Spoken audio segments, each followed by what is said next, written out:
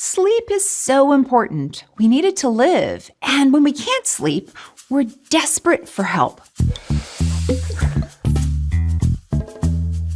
But lately, our fascination with sleep feels as if it's taken on an urgency. Do a quick internet search for sleep, and you'll find a slew of articles about how to make your sleep perfect. New gadgets, fancy alarm clocks, stay away from blue light. There are lots of services, products, and advice columns that tell us we're sleeping wrong. Not enough, not quality sleep, wrong position. Even worse, you might find scary messaging claiming that if you're not sleeping right, your life is going to be shorter. You're going to get all kinds of diseases. One of the biggest worries we have about our sleep is that we're not getting enough, and that anything less than 7 hours a night means that we're doomed to bad health. Everything from high blood pressure to Alzheimer's disease. But there are two flaws with this kind of messaging. The first flaw is that it's not completely accurate. 7 to 8 hours of sleep, while recommended for adults, is just an average.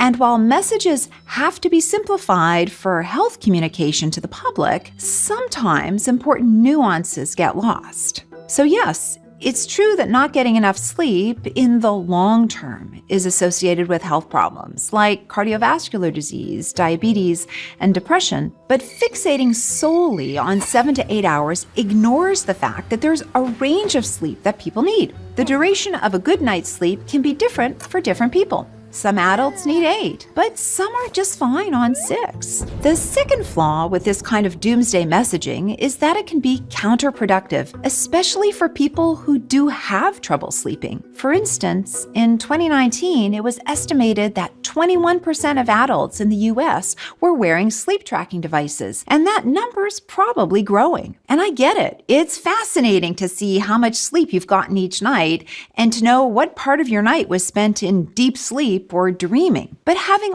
all of that sleep data is causing some people to become obsessed with it. So much so that it's leading to a condition some call orthosomnia, a preoccupation with the constant need to achieve perfect sleep. And this condition, ironically, is causing more sleep problems. Now, orthosomnia might be an extreme example, but the anxiety of not getting enough sleep is keeping some of us up at night. So here's what some experts are saying. Stop fixating on the number, because that can lead to unrealistic expectations of sleep.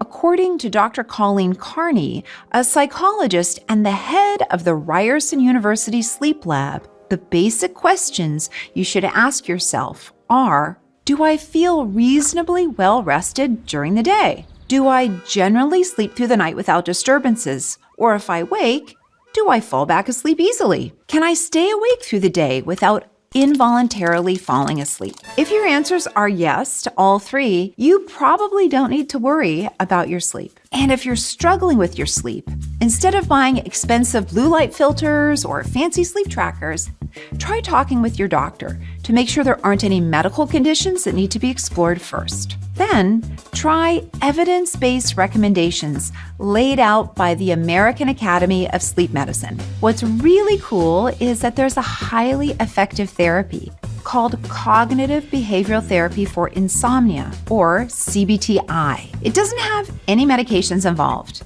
and it has a really low failure rate.